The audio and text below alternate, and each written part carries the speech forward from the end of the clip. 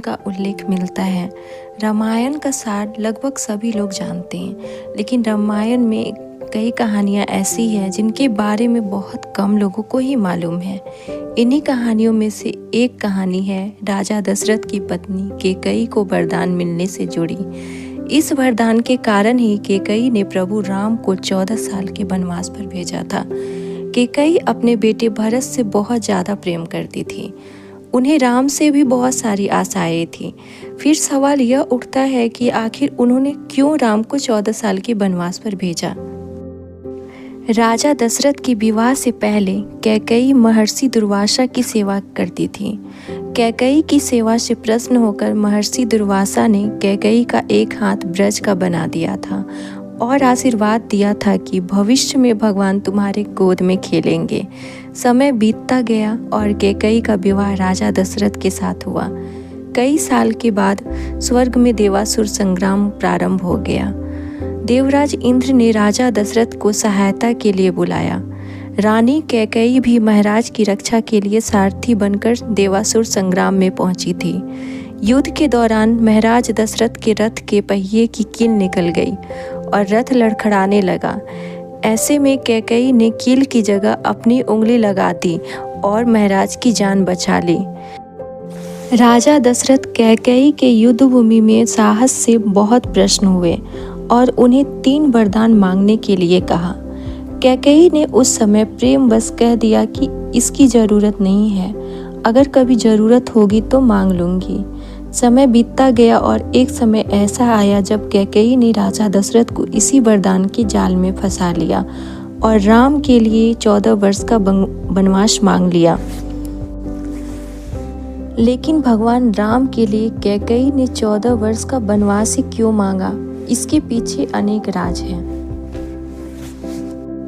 कैकेयी ने ही भगवान राम के लिए 14 वर्ष का वनवास मांगकर यह समझाया कि व्यक्ति युवावस्था में अपनी 14 यानी 5 ज्ञानेंद्रियां, 5 कर्मेंद्रियां और मन, बुद्धि, चित्त और अहंकार को बस में रखेगा, तभी अपने अंदर के घमंड और रावण को मार पाएगा। जिस समय ये घटना अयोध्या में घट रही थी, उस समय रावण की आयु में केवल 14 वर्ष ही शेष रह गई थी। यह बात कैकेयी जानती थी। यह घटना तो अयोध्या में घट रही थी, लेकिन इसकी योजना देवलोक में ही बनी थी। कैकेयी को राम पर भरोसा था, लेकिन दशरथ को नहीं, क्योंकि वह राम के साथ पुत्र मोह में बंधे हुए थे। भगवान श्री राम श्री हरि विष्णु के अवतार थे। यह सारी योजना उन्हीं की बनाई हुई थी। इस योजना में भगवान श्री राम ने सरस्वती से मंथरा की मति में अपनी योजना डलवाई। मंथरा ने कैकेयी को वह सब सुनाया और समझाया जो सरस्वती करवाना चाहती थी। इसके सूत्रधार स्वयं भगवान श्री हरि विष्णु थे। उन्होंने ही यह योजना तैयार की थी। कैकेयी यह जानती थी कि यदि राम अयोध्या के राजा बन गए तो रावण का वध नहीं होगा। इसके लिए वन में तप करना जरूरी था। कैकेयी चाहती थी कि राम केवल अयोध्या के ही सम्राट ना बने रह जाए, यह विश्व के समस्त प्राणियों के हृदय में सम्राट बने। इसके लिए राम को अपनी समस्त शोधित इंद्रियों और अंतःकरण पर तप के द्वारा सिद्ध करना होगा। रामायण और महाभारत दोनों में ही 14 वर्ष के वनवास की बात सामने आती है।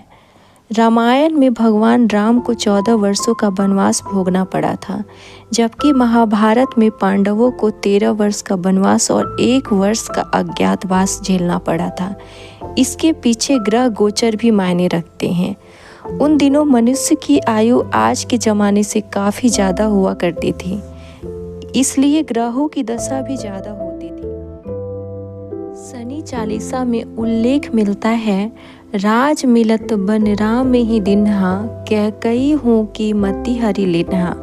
यानी शनि की दशा के कारण कैकेयी की मति मारी गई और भगवान श्री राम को शनि के समय अवधि में वन वन भटकना पड़ा।